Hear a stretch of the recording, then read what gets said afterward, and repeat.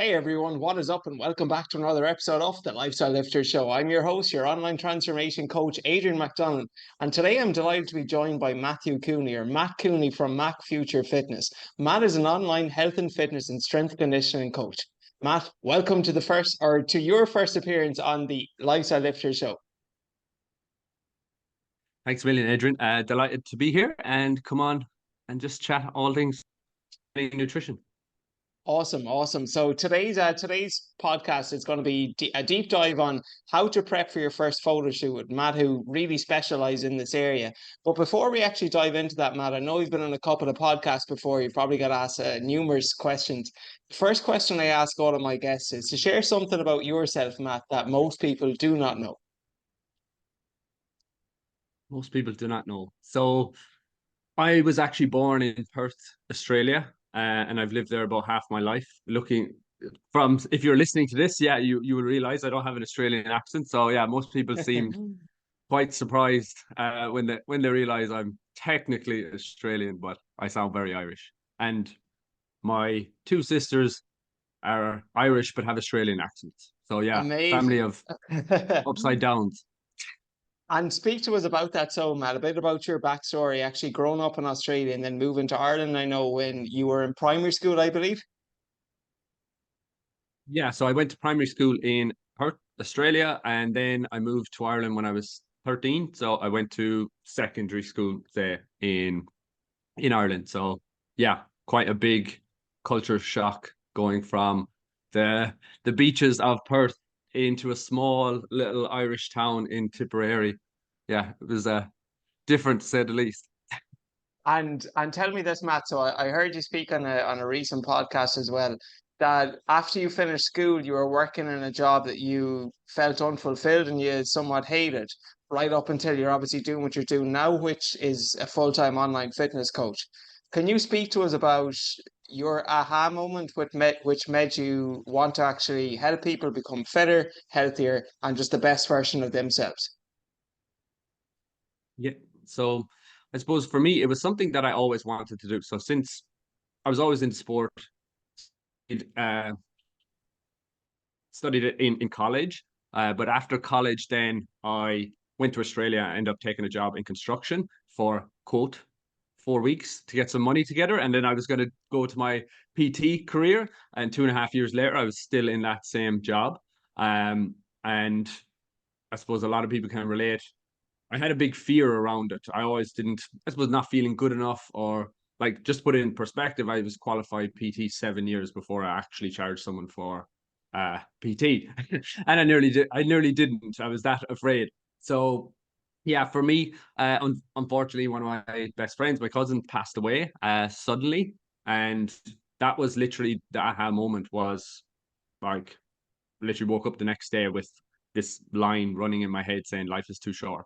And that was December 2014. Literally instantly, I decided I was moving home from Australia back to Ireland. I was going to start doing PT. Ended up by 6 months, by June 2015, I had traveled 4 or 5 countries, had basically trained my friends for free. They were going on a J1 to America for 8 weeks. They put up the results and had a line of kind of clients to start working with when I moved back to Ireland. And that was, yeah, June 2015, I think. So from there, it's just been, yeah, crazy kind of journey.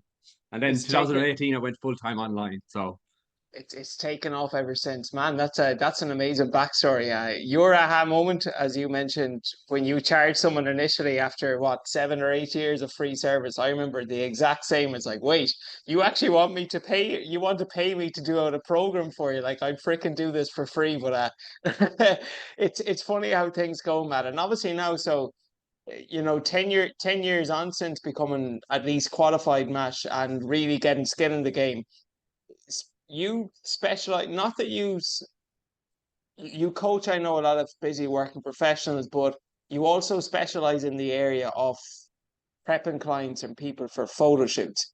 Out of curiosity or interest, Matt, what sparked your interest in this? so for me, it came. kind of personally first. It was myself doing a photo shoot. So 2000 and I'm gonna say 16 or 17. I think 16. I was doing my own kind of fat loss diet, and I was kind of tipping along. Got to a point where I was like, I need something to actually work towards here. Yeah. And then I booked my first photo shoot for 6 weeks time. I had literally been dieting for like 19 weeks before this. And I was like, okay, I'm booking this. And honestly, I didn't like photo shoots. I didn't really want to do it in a sense. It was kind of like photo shoot was like, that's not my thing. I'm a bit like more at that time as well, very introverted and kind of shy. So I was like, For no, sure. I wouldn't do that. So yeah, it was a whole new experience out of my comfort zone. Ended up doing it in a gym in Galway, and on a Sunday morning, the gym was open. So like people were in there. I remember going in, and I was like, what is going on here? It was down the back of the gym. It was, I can't remember the name of it, Planet Fitness or something, but it was back Yes, there. yeah, I was there's like, yeah. everybody, everybody is working out here. What am I doing all time? But long story short, I had the best. It was an amazing experience. Like I couldn't believe that's what it was. And I got such a buzz from it. And I knew straight after it, I was like, I have to bring people through this experience. And then that just kind of sparked my interest with it. And then from the next year on, we started getting small groups of clients together to to photo shoots, and that was 7 years ago. So we've had over 150 people prepped for photo shoots. I've done 10 myself now. So yeah, I've I've done it. I've been doing it a while. You've been through the process a while. And tell me this, Matt, how do you handle the conversation with someone who wants to improve their aesthetics, but like you, they might be thinking, God, like, yes, I want to lose body fat, I want to get fitter, but I'm not sure if a photo shoot is for me.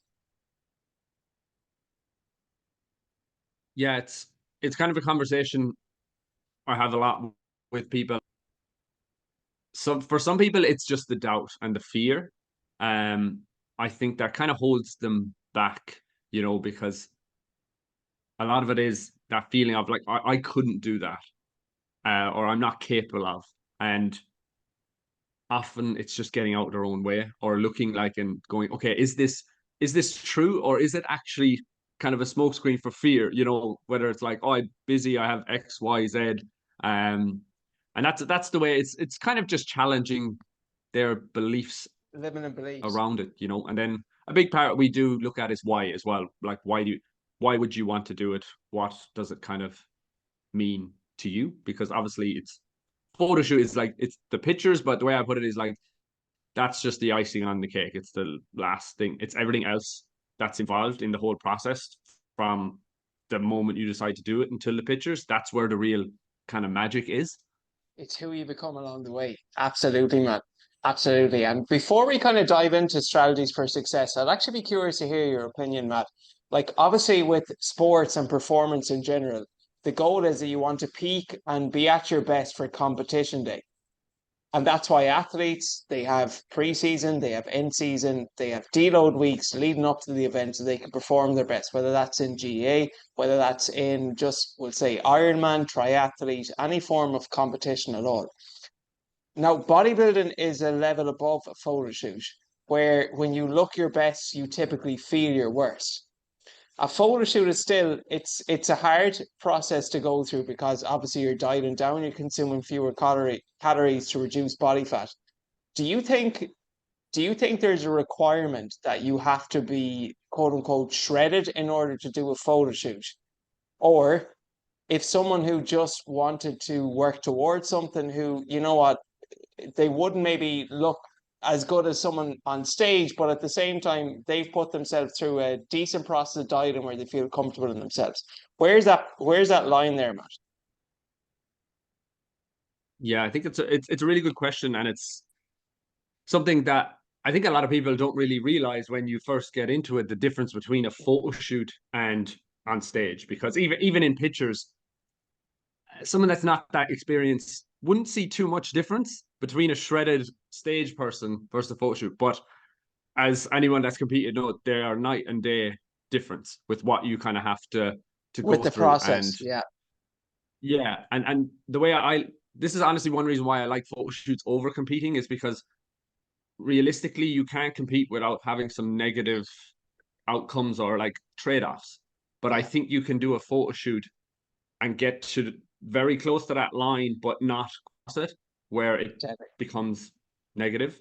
So that's for me is important. And even from a coaching perspective, I will also communicate that to people, like how far do you want to go and whether or not like you need to, or is this something you really want to kind of do, you know? Because even like I've competed myself, and what was I think I had done 4 photo shoots first before I done the competition. And you know, it's a different when you get to that point, it's just a different ball game, you know. And like you said with performance, you can't like your performance goes down. You can't. There's nothing you can try everything in the world Yeah. to combat it. Getting up in the morning is hard. Never mind playing a sport, you know. Oh, amen, man. Yeah, like, oh, do you know what? It's funny though, as you said, it's who you become along the way, and you learn so much about yourself, whether it's doing a photo shoot or doing bodybuilding or doing anything that's quite extreme. And I'm fully with you on that, Matt. Like, you can do a photo shoot, you can prep for one without putting your life in hold. But with bodybuilding, as you know Mm. yourself, you can't really half measure it. You're either all in or you're all out. It's very, very hard to be in between and be quote unquote somewhat sustainable. What if, Matt, someone approached you and they said that they'd like to do one of your group photo shoots, but from your own coach perspective, maybe you would have felt that their body fat percentage or their body fat levels or their weight was a bit too high and they might not be ready for the date that you had in mind. Is that something that you'd still allow them to do, or would you recommend that maybe giving it an extra year before doing it?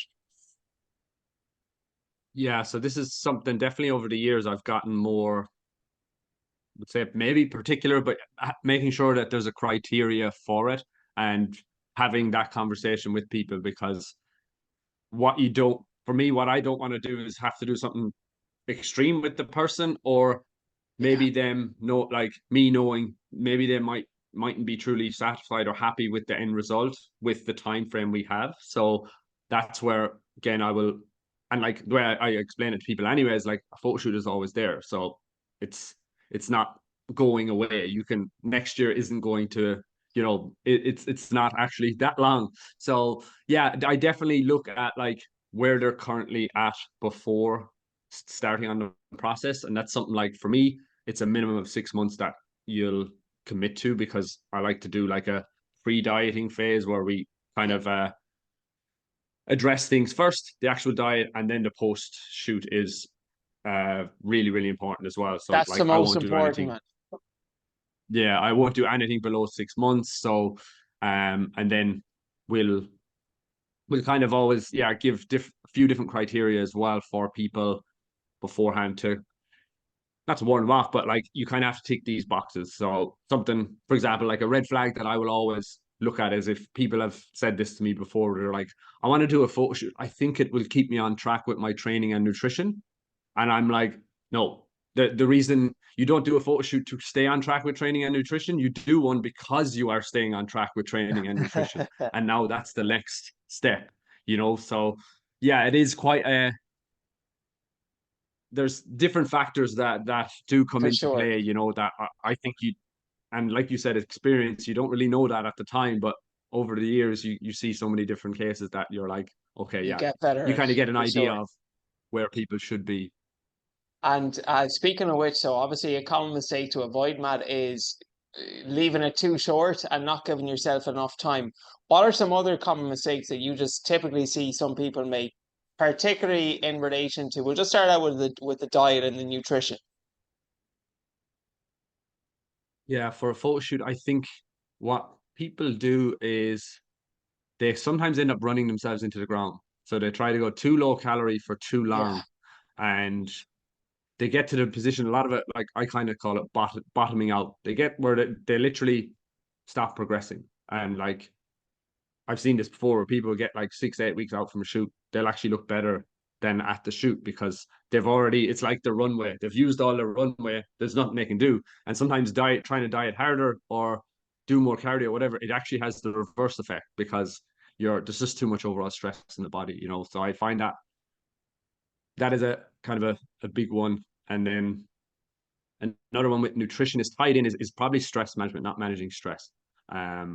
Because like we know it has such an effect on the body, on your ability to lose fat, on your decision making. And yeah, like that in itself, it's just, it creates such a barrier, even for adherence, when we're highly stressed, you don't want to cook your chicken, rice, and broccoli. You want a quick sugar hit, So, yeah, managing your overall stress, and they're probably two big ones that I'd notice.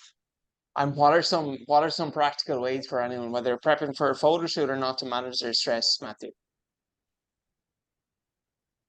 I think you need to, prior to starting a photo shoot prep, is have an understanding of your stress, because like if you're going into something chronically stressed, you're not fixing it during a photo shoot prep, so it's kind of like, this is where what I call as well, like the pre-diet phase, is like stress will be a pillar that we look at to go, is stress in line, is sleep in line, is even their mental health and mindset in line. So that's what I would look at. And then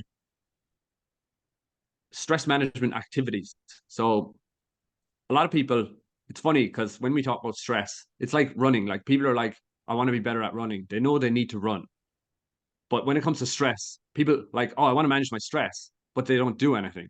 Yeah. They just keep doing the same thing. And it's like, that's, you're not going to manage your stress by doing the same thing that is stressing you out. So you need to actually look at your daily routine, habits, and implement some strategies that will help you manage stress. Again, there's tons of them. And the way I always kind of put it is, because like obviously nowadays there's lots of things with like cold water, so all there's millions of them, but it doesn't matter. It's more like the action of managing your stress. So literally Just taking being action on it. intentional That about will, it. I like it. Yeah. yeah, For sure, for sure. That's actually such a great, like, just your intentionality. I really like that point, Matt. And just going on a diet, and so Matt, for typical male and female athletes, what would an average start and finish point be for them in terms of your calories were here 6 months prior to the shoot, and maybe the week off the shoot, they're down here. I know it's very individualized, but even just like a rough kind of guide for both male and females. yeah. So I suppose male, as an average, what I try and do is reverse diet into a shoot. So if we look at it like your 14 days or ish before the shoot is kind of like you're aiming to finish the diet by then and start reversing Deadly. calories so we can drop fatigue, drop stress, and look better. So that's where what I try and do. I ideally, in the optimal situation, is you're ready early. Calorie wise, it is going to be very individual. For me, I always try and keep calories as high as possible while Yeah. obviously losing within the rate we want. But ballpark, we could go like 2000. I'll take myself for example, probably 2,500 calories starting out, by the end and probably about 2,000. Okay. Yeah. That's for me in general, is what Yeah. I'm just going off me last year. That's what I happened last year.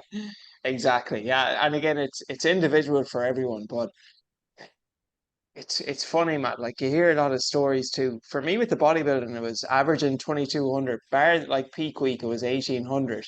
But then I remember speaking Mm, to somebody before, just asking about the diet, and it was a case of like a male athlete, 11, maybe 1,200 max calories for a couple of weeks. Like, God, that is not easy. yeah, Yeah, and it no, goes and back to it's your like, first point, giving yourself enough time and enough runway. yeah, and like when you're consuming that amount, you can't look your best. And the thing is, sometimes when you go down so low, when you try and like you mentioned about like peak week and stuff, it's very hard because if you haven't taken on much food in a few weeks and you try and take on boatload of carbs to fill up, you can imagine what's going to happen to your stomach and the way you feel, Yeah, yeah. and the water retention. You'd be It's like a a recipe puffer for fish. yo-yo. Yeah, yeah. And tell me so. So that's in the diet in front. Definitely give yourself enough runway, manage your stress, and just slowly, systematically reduce your calories over time. Don't try do too much too soon. If you give yourself enough runway, you won't have to do that. In terms of your training, then Matt, What would your preferred workout split be for? Well, first of all, is there a difference with genders? Do you have a preferred split for a guy and for a girl? Or do you kind of have just some general best practice which work most for many? I know it again, it's going to depend on your lifestyle, your schedule, what you're going to be able to fit into your daily routine. What would you say just are some general guidelines in terms of working out and training splits? So for most our people, because they're not essentially bodybuilders, they're more your general population. We have a few that are playing sport as well. Um, some that are playing sport at high level, we may only do like two workouts a week, like two per Yeah, body, just because their recovery is not like you're just trying to maintain muscle mass, which is just enough. And especially when you're dieting and trying to perform on a field, it's or in a sport, it's just not a. I don't think, especially in season or dieting, like that it's they, necessary to do too much yeah, training. You're yeah, just trying to maintain. And then on the other side, usually that would be the low. Like usually most people in 3 to 4 times a week. yeah. Um, training splits will kind of vary between people really from I kind of do a bunch of different splits, but in general overall like I'd have some guidelines of trying to train muscle groups twice a week, I like it. training in usually hypertrophy rep range like 6 to 15 a lot of the time, and managing manage your volume as well. For me, I'm not really like high volume person. I just feel like people's recovery, and especially during the diet, um, I'd be more trying to maintain strength throughout the dieting phase than throwing, giving someone 20 extra sets that they can't recover from. So that's I don't know how much of a particular that is. It does get very like individualized depending Of on the course, person, yeah. but that's some general kind of guidelines. Absolutely. I'm with you on training each body part at least twice per week. And again, how you want to break that up, if you want to do a push pull legs full, if you want to do upper lower. It's quite that's why I'm also not really a fan of the bodybuilder bros, but I'm not sure what your thoughts are. But I think that split is well suited for, let's be honest, for people who are taking anabolic steroids or someone who has a lot of training experience in the gym because they don't need to train as hard because they obviously have the benefit of the steroids. But for natural athletes, it's very, very hard to build the body you want, particularly if you're just relatively new to the gym, just hitting each body part once per week.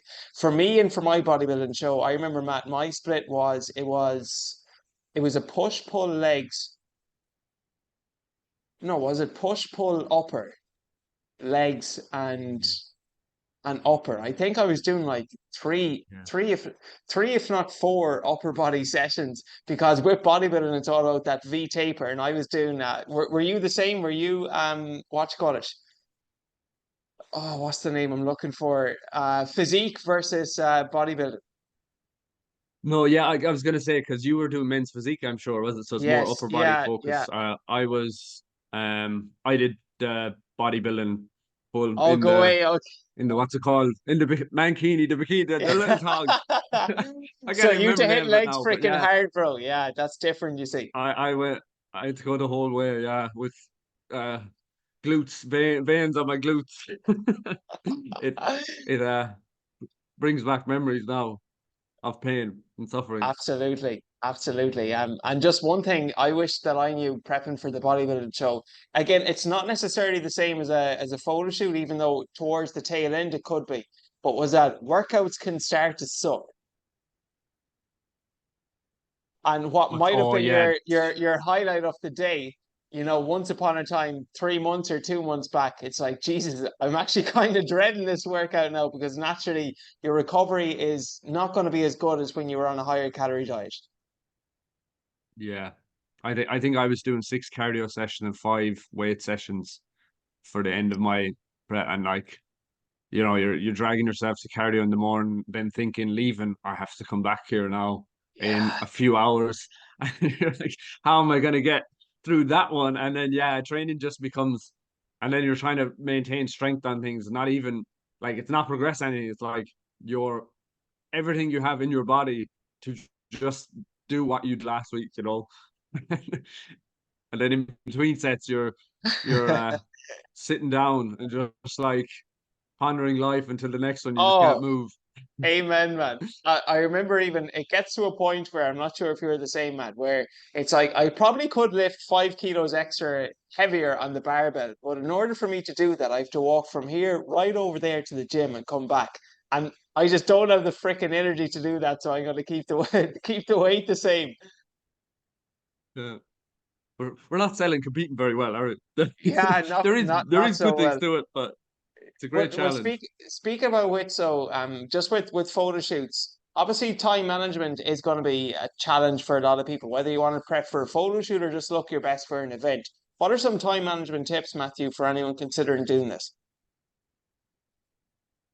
I think you have to be organized and scheduled. Like as the way I put it is like if you can make your life as robotic as possible, so you're doing similar things on similar days at similar times, the more you do that, the more you can.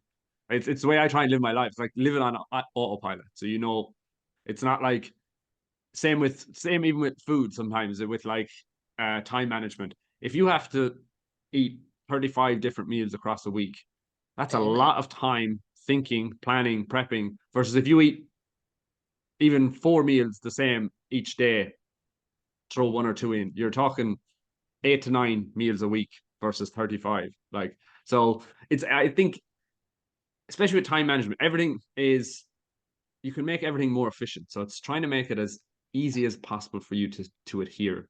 So, training schedule being consistent, sleep wake schedule. And kind of sounds boring, but it really does help, because the less decisions you can make, the easier your life is going to be. Amen. Amen. Just like there's a great story with Steve Jobs, who we don't have to go this far, but he literally he wore the same outfit pretty much every day of the week because he wanted to only make decisions on the thing that were important for him, and choosing what item of clothing to wear the following day did not match that criteria. I'm all for this, Matt, and I think that's one of the issues with social media. Like influencers post all of these lovely recipes, which they might have once a week, but they don't show the day to day, the quote unquote, the boring meals that most of us eat in order to get in shape.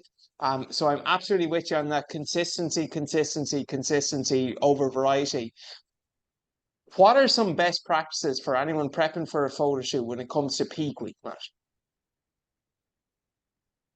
Yeah, so peak week is, I think it's something I have this chat with clients like every year with photo shoots, like every new client, because peak week is made out like it's this big thing, and a lot of people are like, should I be like eating nothing, doing X, Y, Z, like cutting out water, doing all this stuff? And the way I put it, like, first thing is like you should be ready by peak week. If you're not, there's no magic that is going to save you. For me, peak week is about dropping stress is the main thing. So which is going to drop a lot of water retention, and it's actually keeping recovery, trying to recover your best because think of it from a logical point of view. If you're tired, exhausted, hungry, not sleeping well, and you're never going to wake up and look your best. But if you're actually eating, you're fueled, eating well, sleeping, not stressed, body is feeling fresh, you're going to look your best. There is a lot of like kind of sciencey stuff in that, but logically, that's what we're trying to do is bring the body back to life, give it a little bit more food, a little bit more sleep, a little bit more rest, so that you can get to the the deadline looking your best. I tend to take a like moderate approach with things, no extreme with like cutting water, salt, carb, anything. It's one of those things that like the more variables you change, the more chance you have of effing it up. And it's like unless you're very skilled at doing that, you're best off leave it alone. Just do this 100%. the smaller, simple, basic things. Exactly. And for most natural athletes too, you don't really need to worry about water manipulation, about salt or sodium or anything like that. It's really just sticking to the basics. I'm curious, Matt, do you do anything in relation to carb depletion and then carb loading, or what we call the what we call God, it's going for me now, the carb depletion workouts? I have done these in the past, but I do carb refeeds, all right. So I do like to carb up, but I look at it with carb depletion is you're already going to be depleted, Yeah, like going into it. So I don't really feel like there's much of a need. they they can have a small impact. And I do think if you're very lean, maybe they Yeah, can. But for me, I would just more take training intensity down. So you're not doing sure. things that are going to cause muscle damage or uh, basically that inflammatory response because you don't you want that from training, but not actually in the week you're about to go into a photo shoot, you know. So As you said, that's what it's I'd about more looking be and performing your best. 100%. yeah, Deadly, and deadly. And making and sure then then Matt, your sorry, body. Matt. Sorry, yeah, I was just going to say making sure your body because when you're going to carb load, you want to be if your body is under stress. When you take on carbs, your body's not going to digest them well. So you kind of, if you are doing like carb loads, you want to prepare the body for that so that it's in a state where it can actually take on the carbs, utilize them, and bring them to where they need to go, inside the muscle cell. So that's another thing that I kind of look at before doing them. And that's something I learned from first-hand experience, Matt. The day after my bodybuilding show, I looked better than the day off. And I think like okay, the cheat meal or the post show meal aside, I think a lot of it was just stress reduction. Yes, I had a big carb load up. Yes, I was eating a lot more food afterwards, but managing stress, it really is a game changer. So I think you really hit the nail on the head there. That's something you've really Mm. emphasized in this podcast, which is great to know, Matt. And then just finally, talk us through photo shoot day. What are some best practices on the day of the photo shoot, Matt? Just to quickly go back, I have a story about you were saying managing stress. So our he's actually our mindset coach, Tommy, when he competed, he he competed in men's physique, and I remember coming. He did two different things. One, I told him to keep drinking water. He stopped drinking water, and I like obviously told him to go to bed. He didn't sleep, so I picked him up in the morning, brought him, and we were like posing. I was like, "This is the worst you've looked in 6 weeks. Like you haven't looked this bad." And so I was like, "Okay, what do we need? What do we need to do?" I got him to essentially in a hotel room on the bed for like an hour's like meditate and fed him. I gave him a lot of coconut water, electrolytes, and like he just came back to life because he was very like on edge, you know. But literally, I was like, just keep. He was on the bed with the headphones on. And I was like, just putting food next to him. I was like, once you finish that meditation, eat that, drink that, and then go do another one. We kept doing it, and then like literally just came to life. And by He the came to luckily he life. was on the evening.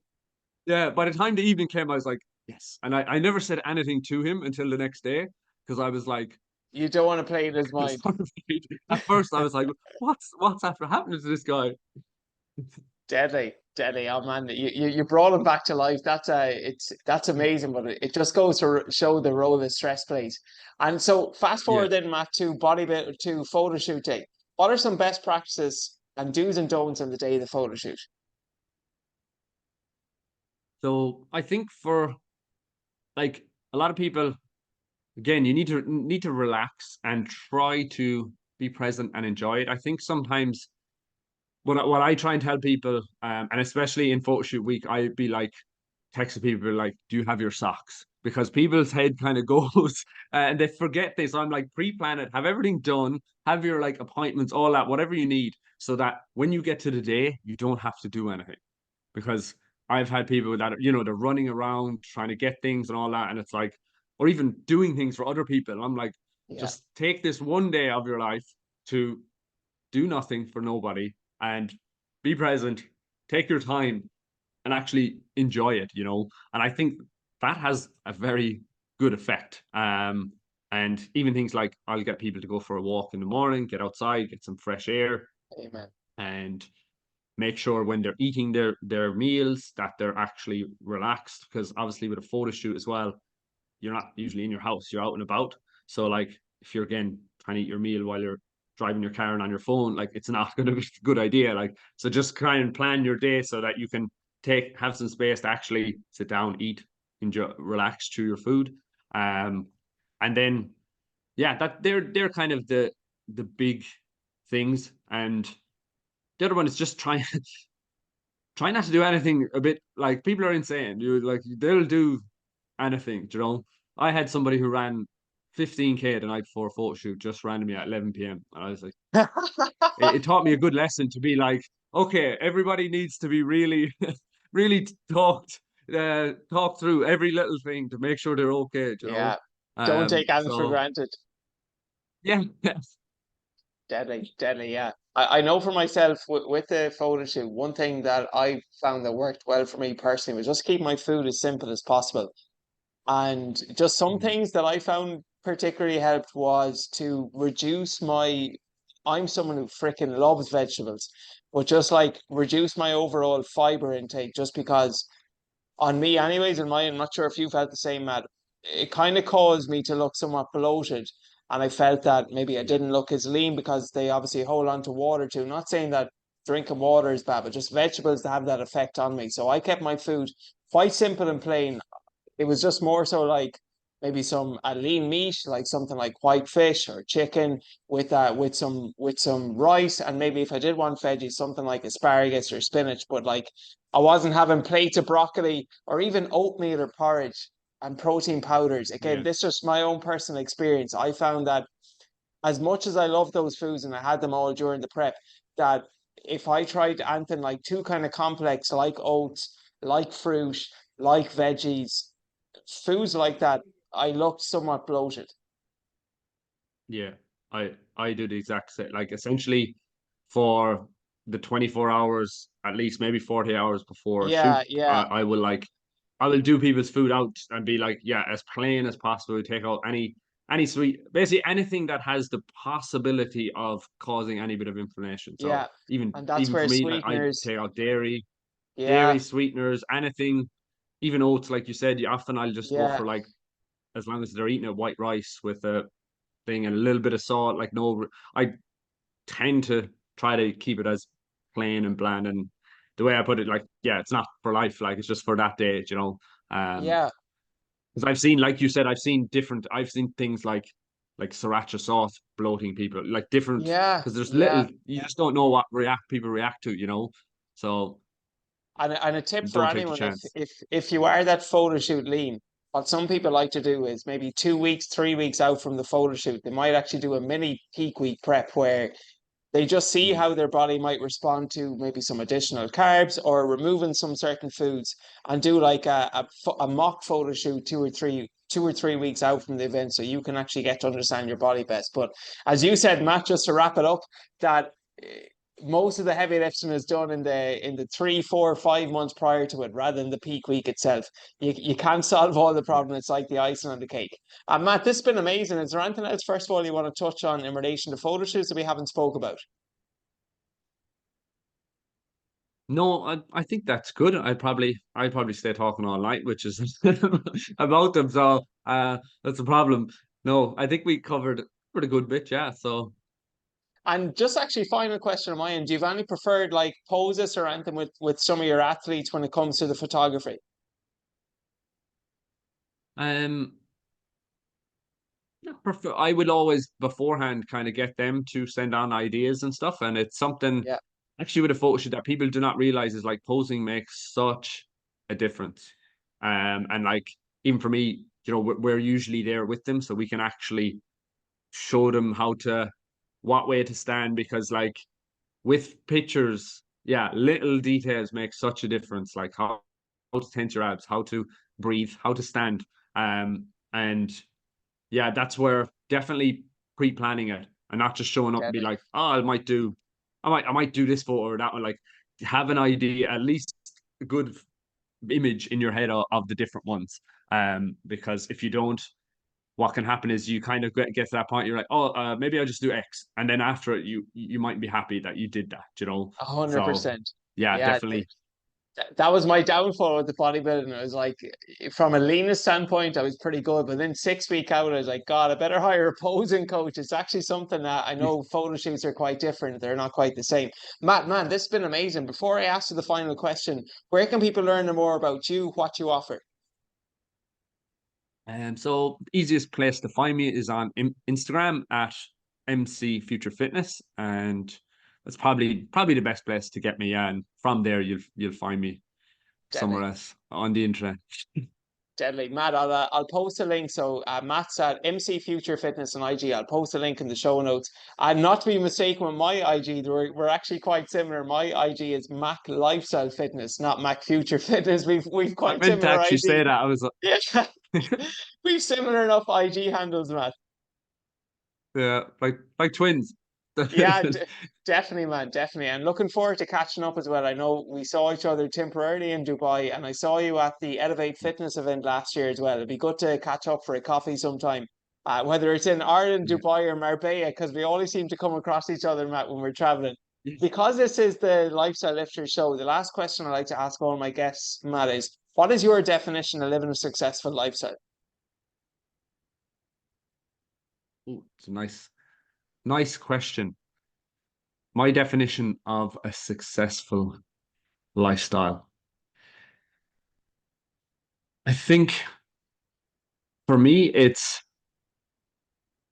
doing the things that having a life that allows you to